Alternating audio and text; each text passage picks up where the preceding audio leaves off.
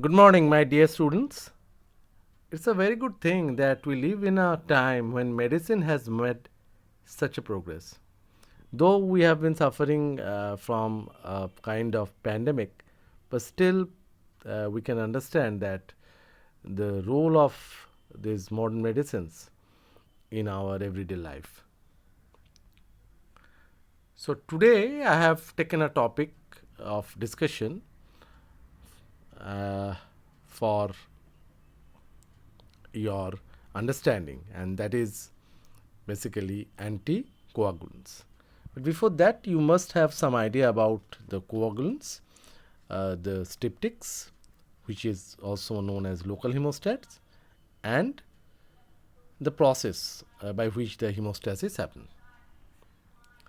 So, hemostasis occurs in few phases. The first phase is the vascular phase, followed by the platelet phase, then the coagulation phase, and the lastly fibrinolytic phase. These all are being discussed in the video of antiplatelet drug. But if you take the example of a coagulant, then you just have to remember only one name, not only for examination but also for your uh, everyday life problem. You just have to remember name of one coagulant, that is vitamin K. And all of you know there is a fat soluble dietary principle required for the synthesis of clotting factors. Now, the daily requirement is basically uncertain because of a variable amount of menaquine, that is vitamin K2, produced by colonic bacteria, and it becomes available systematically. Usually, it acts as a cofactor at the late stage of the synthesis by liver of coagulation proteins like prothrombin, factor 7, 9, 10. So, 2, 7, 9, 10. They are vitamin K dependent factors. The change which is occurring is gamma carboxylation of glutamate. It reduces of these zymogen proteins, and it confers on them the capacity to bind with the calcium and to get bound to phospholipid surfaces. The properties essential for participation in the coagulation cascade. The utilization of the fat soluble vitamin K are absorbed from the intestine via lymph and require bile salts for absorptions. The deficiency of vitamin K may lead to liver disease, obstructive jaundice, malabsorption, bleeding disorders, and the most important one is the bleeding tendency due to lowering of the levels of prothrombin and other clotting factors in the blood.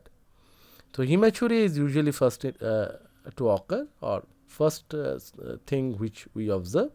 The other common sites of bleeding are GIT, nose, and under the skin, that is called ecchymosis.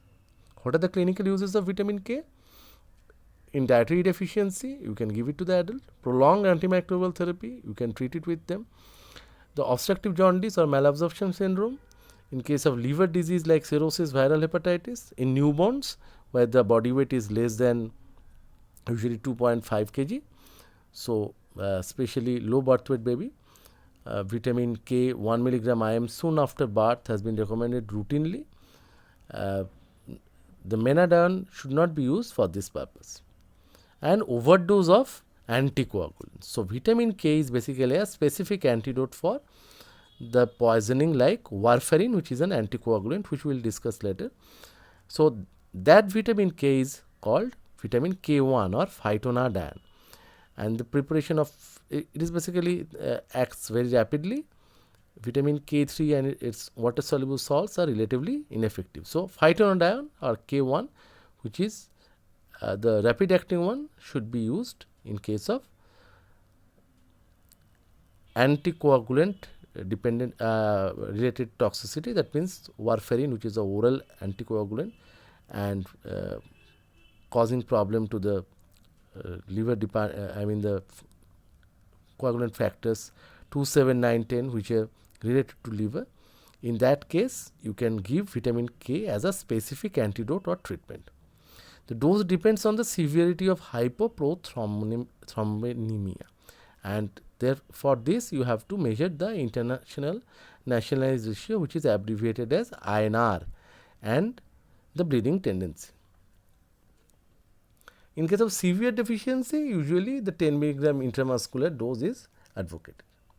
The adverse effect of giving phytonadione is usually the IM injection, and hardly it produces any adverse effect, but can show some kind of allergic reactions. Anaphylactoid reaction sometimes seen with IV injection of emulsion of the formulation. Beside this, there are some other factors like fibrinogen, antihemophilic factor, desmopressin, adrenochrome, monosemicarbazole, rutin, RUTIN, and ethamsilate, which is used very commonly to prevent capillary bleeding. So, these are also the examples of coagulants. The medications which are used to prevent local bleeding are called local hemostats or local hemostatics, and the synonym is styptics, STYPTICS. That is the synonym of local hemostats. So, you may get a short note on this. So, first you have to say that these things are used to control local bleeding, and the examples, especially after dental extraction, these things are used. So, the examples are the gelatin foam, the oxidized cellulose, then adrenaline in 1:10,000 solution. You just keep it in a piece of cotton and press the affected area. So, you can give also some kind of vasoconstrictors. As I said, one is adrenaline, and the astringents like tannic acid. And there are some sclerosing agents which also can be, which are very irritant, but which also can be used in this condition, and such preparations are tetradecyl sulfate and polidocanol. So, these are little bit introduction about, or rather idea about the coagulants and the styptics or local hemostats. Now, we are coming inside the actual story of the anticoagulants, where, as I mentioned before, that the hemostasis is occurring in 4 phases: vascular, platelet, coagulation, and fibrinolytic. The vascular phase is characterized by vasoconstriction, exposure to the tissues activated tissue factor, and it initiates coagulation. So, that can be observed over here. Then the next one that was been explained in case of antiplatelet drugs. Here you will see that the affected area, area which is undergoing some kind of damage will be in contact with VWF, and platelet has 3 receptors, 1B9, 2B3A, and 1A2A. So, ultimately the factors are responsible for activation of these things, and we will see that the GP1A, 2A and GP1B, the 9, that is the platelet receptors that bind to collagens and von factors, and that is causing platelet to adhere to the subendothelium of the damaged blood vessels. And the PAR1 and PAR2 are the basically protease activated receptors, and they respond to this kind of injury, and they are ultimately there is a fibrogen binding protein, and that is binding to GP2B3A and cyclooxygenase 1. That is also promoting the platelet aggregation and adhesion. So on hand, the formation of thromboxane A2, the stimulation of cyclooxygenase 1. On the other hand, the release of serotonin will encourage the platelet aggregation and the movement of platelets towards each other, and therefore it will aggravate the process of hemostasis. The next phase is the coagulation phase. 2 major pathways, the intrinsic pathway and the extrinsic pathway, as we know it from your knowledge in physiology, and the both coverage at a common point. 23 soluble factors are involved in clotting. The biosynthesis of these factors are dependent on vitamin K dependent factors, and the normally inactive and sequentially activated. Hereditary lack of clotting factors may lead to disease like hemophilia A. So, these are the common blood clotting factors which you know. The 1 is fibrinogen, the 2 is prothrombin, 3 is tissue factor. So, just like that, the 4 is calcium, Then 9 is Christmas factor. The um, 11 is basically the plasma thrombopoietin antecedent, and the last factor, the factor 13, is fibrin stabilizing factor. So all these factors are being mentioned over here.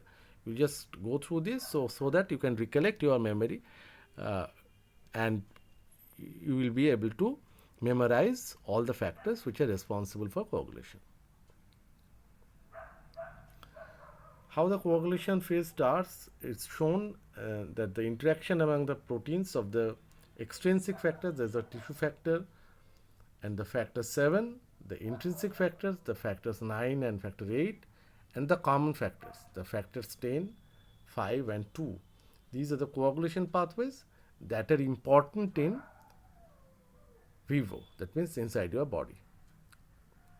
Because it's includes the coagulation factors zymogens, so therefore it is indicated by Roman numericals. It is rounded bones represent the active proteases. You see that in the picture, you will see the rounded bones, and the tissue factor, the activated coagulation factor, are followed by the later the Roman numericals, the 2, which is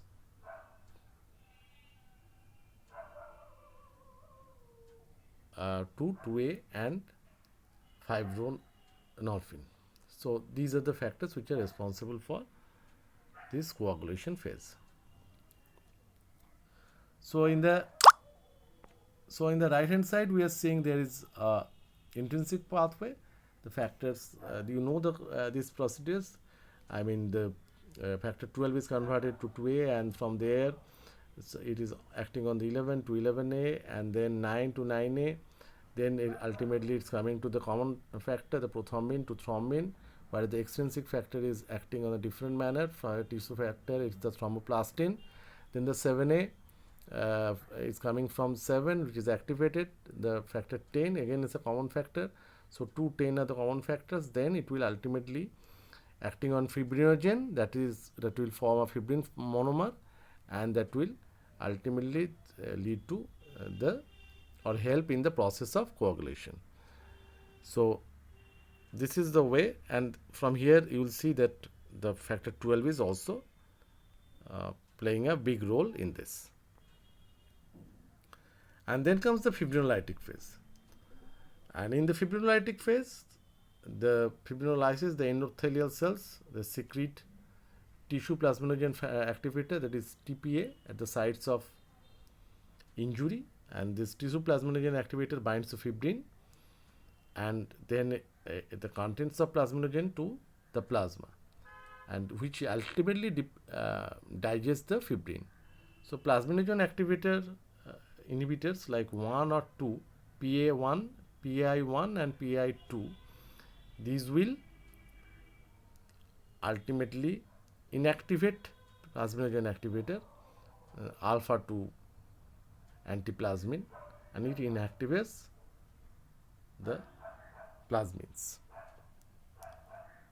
So this is the fibrinolytic phase.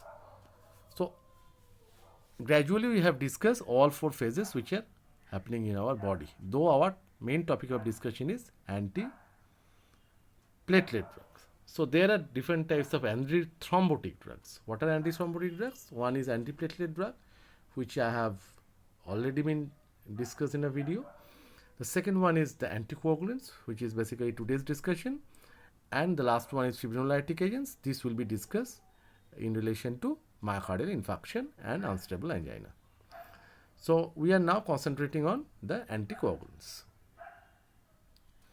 So the anticoagulants can be classified in various ways, the parenteral and the oral. The oral one are thrombin, the one acting on the 9A, and the other, the vitamin K antagonists like warfarin, the coumarin derivative. These newer ones are dabigatran, and all these drugs are also there, rivaroxaban, apixaban. So these drugs are also there.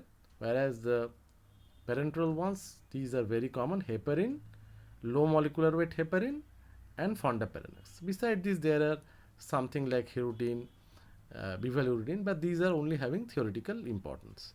But heparin, low molecular weight heparin, and fondaparinux, these are extremely relevant clinically.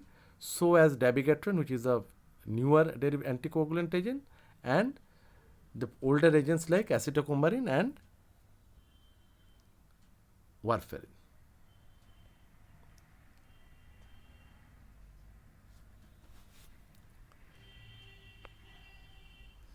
So let's start with the heparin.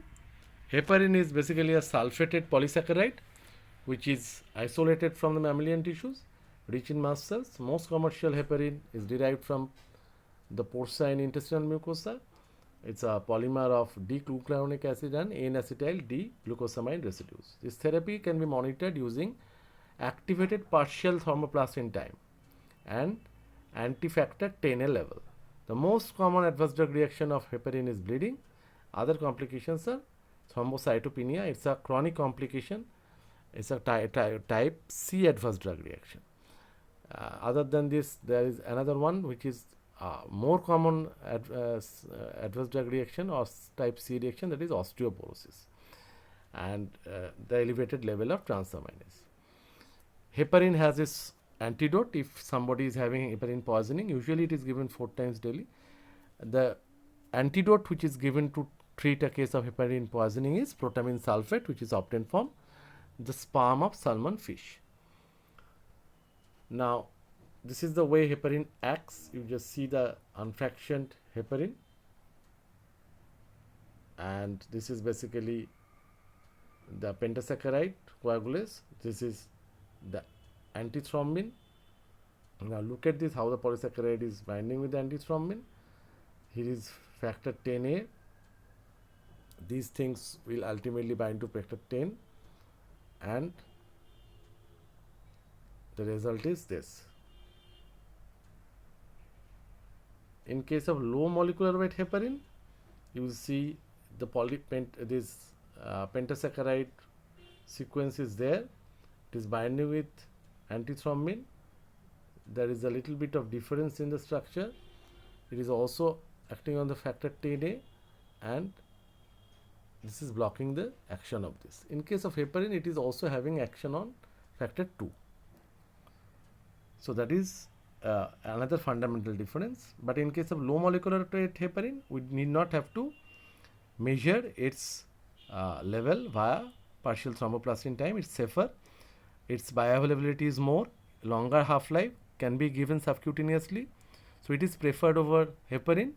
But only problem is it has no such antidote like heparin has antidote. The name of the antidote is protamine sulfate, which is obtained from sperm of salmon fish.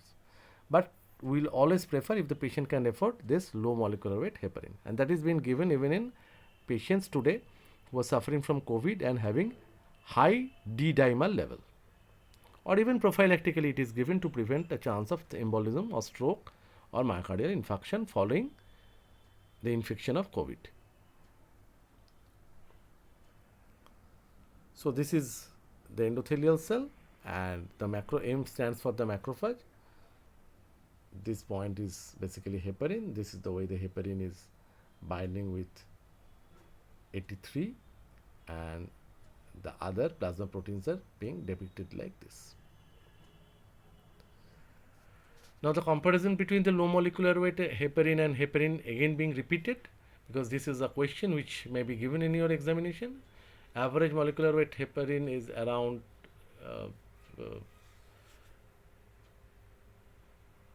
15 kDa, where low molecular weight heparin is much lesser than this. Is less frequently dosing required in case of low molecular weight heparin. Given as a prophylaxis of venous thromboembolism, no need for monitoring in case of low molecular weight heparin. Possibly a smaller risk of bleeding. Bioavailability is more, T-half is more, can be given via subcutaneous route.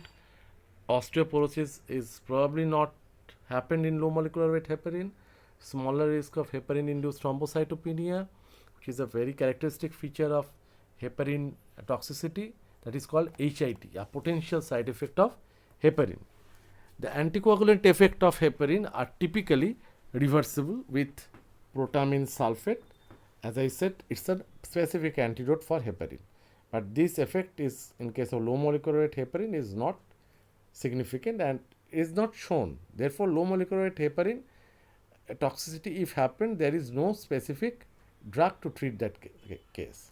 But it's rarely happened and has less of an effect on thrombin compared to heparin, but about the same effect on factor 10A. That means low molecular weight heparin is specific for factor 10, whereas heparin is acting on both 2 and 10. In venous thromboembolism, it may happen, then defined as the need for more of the 35,000 unit of this amount is required to prolong the partial thromboplastin time into the therapeutic range. So, other patients may require large doses of heparin because of accelerated clearance of the drug, and it may occur with massive pulmonary embolism. In case of inherited antithrombin deficiency, ordinarily they have 40 to 60% of the usual plasma concentration of this inhibitor and respond normally to intravenous heparin. Acquired antithrombin deficiency, that may be a cause of heparin resistance, and concentration may be 25% of normal and may occur in hepatic cirrhosis. So, nephrotic syndrome or disseminated intravascular coagulation. Large dose of heparin may not prolong a partial thromboplastin time in these patients. Heparin impurities and the contaminations, these may happen, and the animal source of the pharmaceutical heparin, the number of potential impurities are relatively large in comparison to the synthetic one.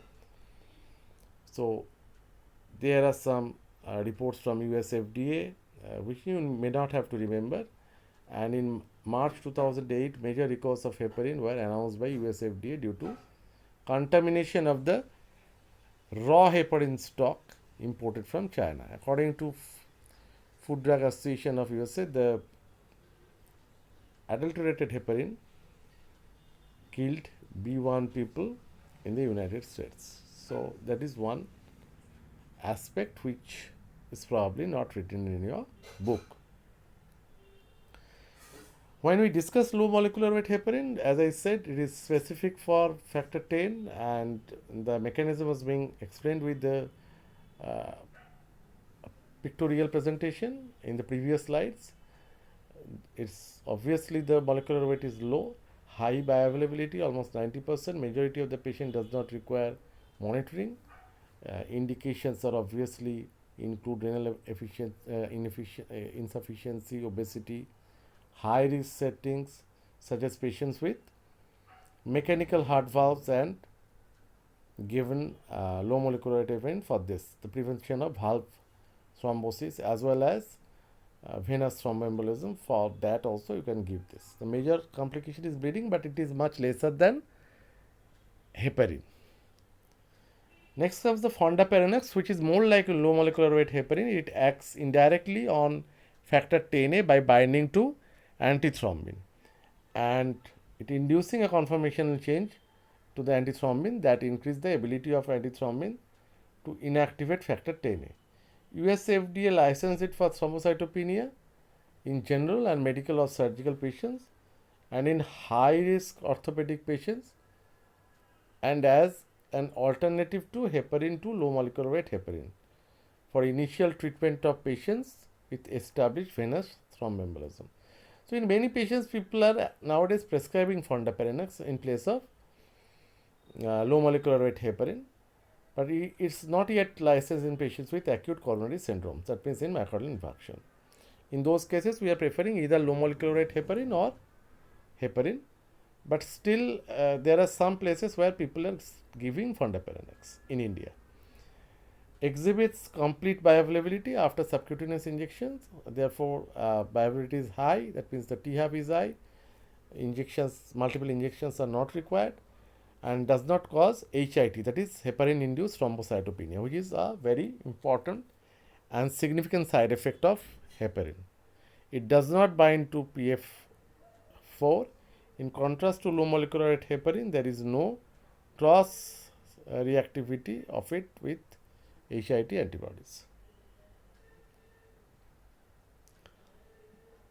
Potentially devastating adverse drug reactions caused by the emergence of antibodies that activate patients in the presence of heparin. Up to 8% of heparinized patients will develop antibody associated with HIT, and that approximately 2 to 5% of patients on heparin will develop this heparin-induced thrombocytopenia. That is basically a dangerous thing in case of heparin. Otherwise, heparin is kind of comparatively a safe drug. In case of before surgery or any other indications where probably patients on oral anticoagulants, in some cases patient must be shifted from oral to the injectable ones, because the heparin, low molecular heparin, are safer in comparison to oral anticoagulants.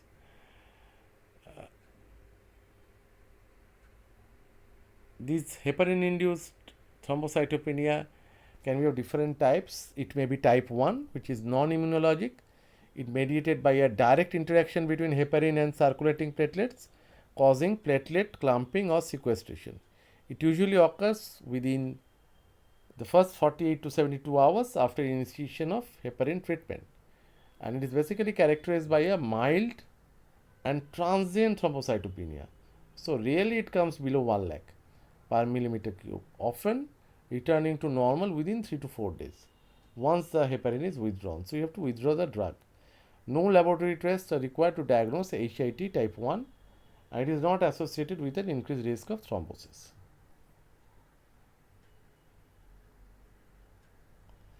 Whereas HIT type 2 is basically immune mediated. Obviously, you can understand it is more dangerous. Typically occurs within 4 to 20 to 30 days after exposure to heparin, and has half-life and the life, not only I mean, it's not a half-life, it has a life and limb-threatening thrombotic complications. So that is a very significant one, and that is probably the one for which we are nowadays avoiding heparin and probably prescribing fondaparinux or low molecular weight heparin in many cases.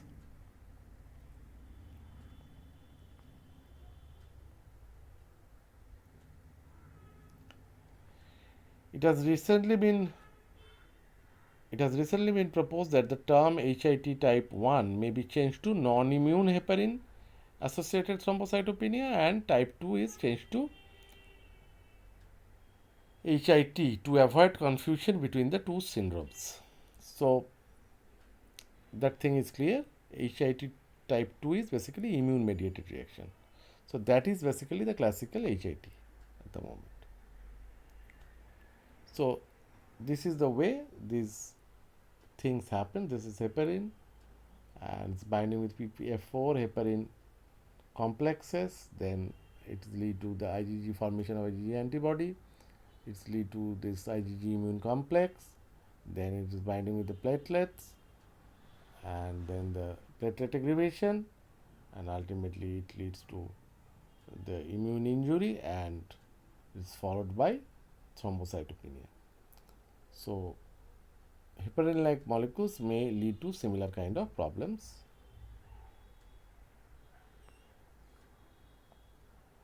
Now, these are the newer drugs, and these are a direct inhibitor of thrombin, the arginine-based synthetic anticoagulant that reversibly binds with the catalytic site of thrombin. It is approved by US FDA in 2000 for prophylaxis or treatment of thrombosis, and obviously it is not preferred over heparin or low molecular weight heparin or other drug, but it is a very helpful drug in case of coronary angiography in patients with HIT. That means if the patient is already having a history of heparin induced thrombocytopenia, you should prescribe this.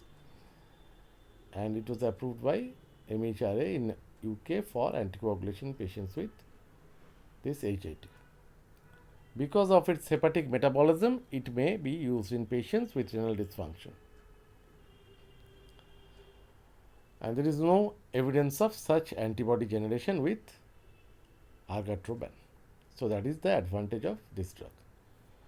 Danaparoid is basically a mixture of heparin, dalmatan, chondroitin sulfate, and exerts its anticoagulant effect predominantly by inhibiting factor 10A and is a much lesser degree by inhibiting thrombin. It exhibits in vitro cross reactivity to HIT serum.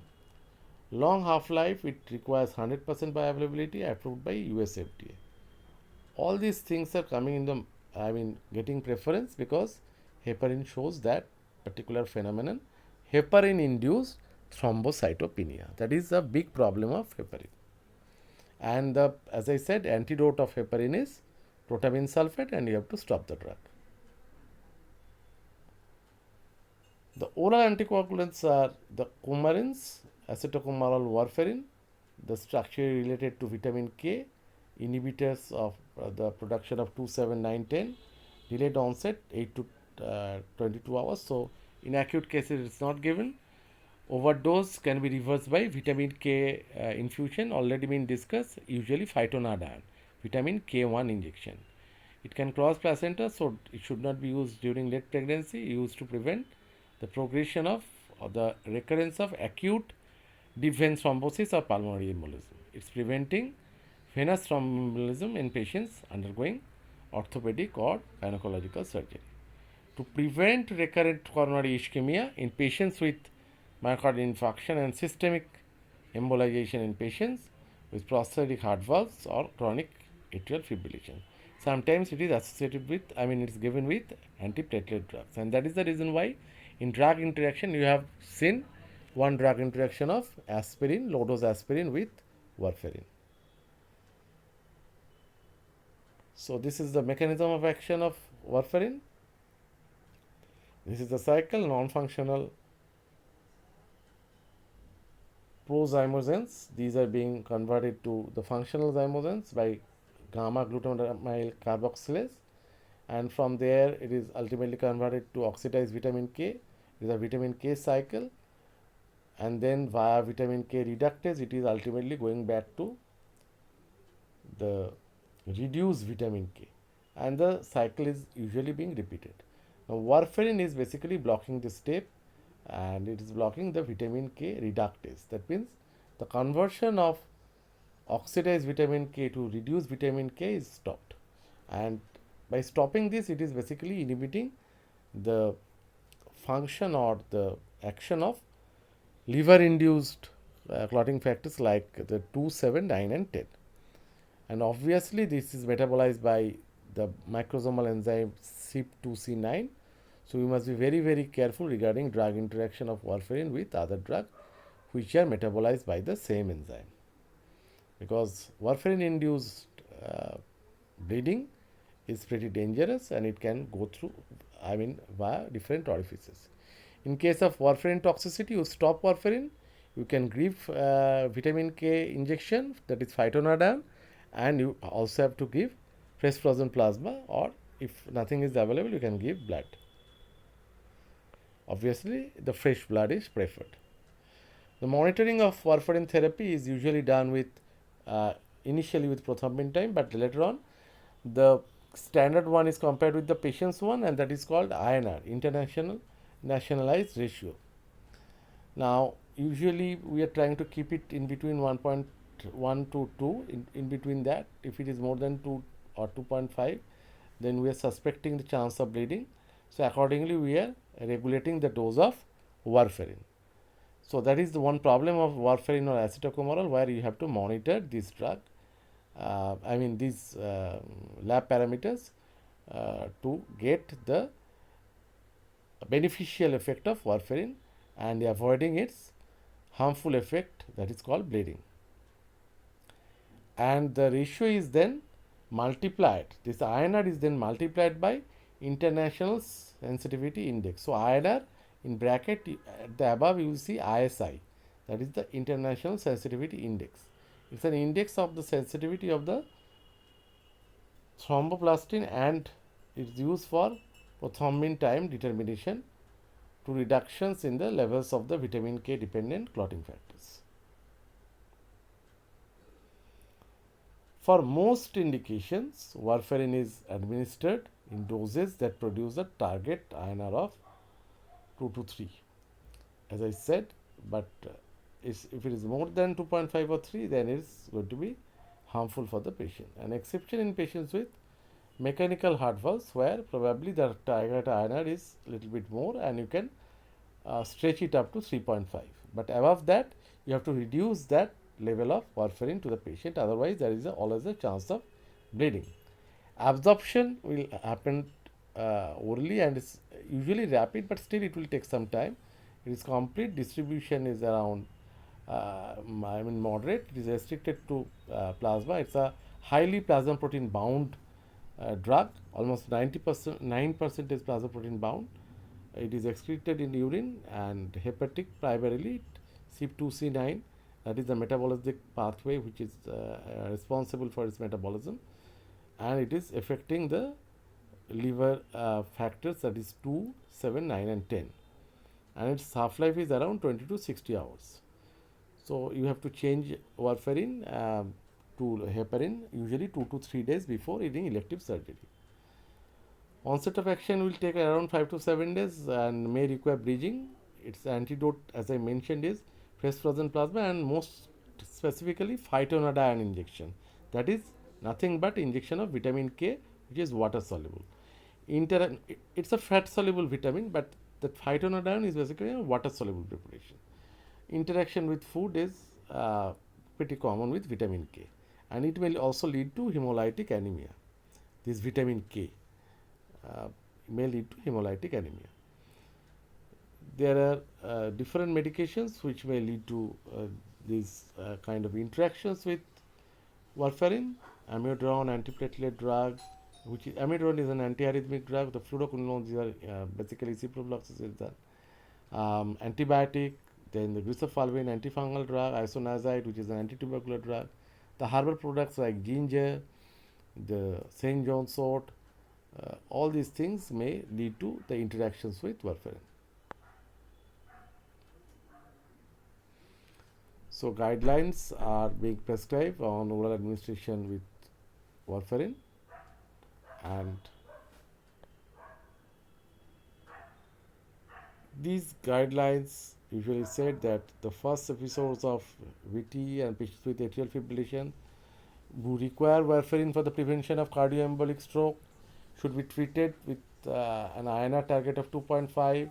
So warfarin is one of the drug of choice in case of atrial fibrillation. Patients having elevated elective cardioversion should be anticoagulated with warfarin prior to 4 weeks post cardiac conversion, and the patients with bioprosthesis is the mitral position should receive 3 months of anticoagulation with that. So here is the problem where you may have to give antiplatelet drug like clopidogrel with this one. The patients with intermittent claudication should not routinely be treated with anticoagulants. Patients with proximal deep vein thrombosis may be treated for at least 3 months, and patients with cancer associated with this problem of VT should initially be treated for 6 months with therapeutic dose of low molecular weight heparin rather than warfarin. So you can always change warfarin to that injectable preparations which are safer alternatives for anyone. The adverse drug reactions are bleeding, that is the main manifestation, the vasculitis, the dermatitis, the SJS, the warfarin induced necrosis, abdominal pain, anemia, gangrene, skin gangrene. So purple toe syndrome, these are all the side effects or adverse drug reactions of warfarin. So this is one picture which is showing warfarin induced skin necrosis. And I will conclude my presentation with the newer drug, which is dabigatran, where you need not have to monitor INR, that is international national ratio. That is the advantage of giving dabigatran. And both free and fibrin bound thrombin are going to be inhibited with this. Cleavage of fibrinogen to fibrin is also going to be prevented. The thrombin-induced platelet aggregation is prevented, as well as the factors 11, 13, 7, 5. So even the extrinsic factors are going to be affected. But the advantage is, again, I am saying you need not have to go for any kind of laboratory investigations, and it's a very costly drug. Absorption is rapid, slow postoperatively. The distribution is quite large, and the metabolism is usually hepatic, but it is not affecting, having much drug interactions. Obviously, a chance of cerebral hemorrhage is always there with warfarin and dabigatran, but you have to take that risk as a clinician. Excretion is basically via route of kidney, that is renal route, and the half-life is usually 12 to 27 hours. You may go for partial APPT time, but as I said, in case of dabigatran, mostly the monitoring is not required. The onset is 1 hour, it's delayed by food, and its antidote is available, that is Idarucizumab. It's a monoclonal antibody. Whereas in case of warfarin, its specific antidote is vitamin K. So it's very simple. Warfarin is the antagonist of vitamin K, and Idarucizumab is the antidote or antagonist of dabigatran. And very little side effects can be observed with this dabigatran. One is bleeding, another one is dyspepsia. So with this, I am concluding my presentation on dabigatran by saying that the contraindication is only active bleeding and hypersensitivity to dabigatran, and warning and precautions must be taken, adequate precautions must be taken in case of bleeding problems, renal impairment, if other anticoagulants are prescribed, in case of invasive surgeries or invasive procedures where we will prefer the injectable ones like low molecular weight heparin, fondaparinux or heparin, and when the other P-glycoprotein inhibitors are prescribed with dabigatran. So thank you so much for your kind attention, and I am concluding this aspect of anticoagulant drugs.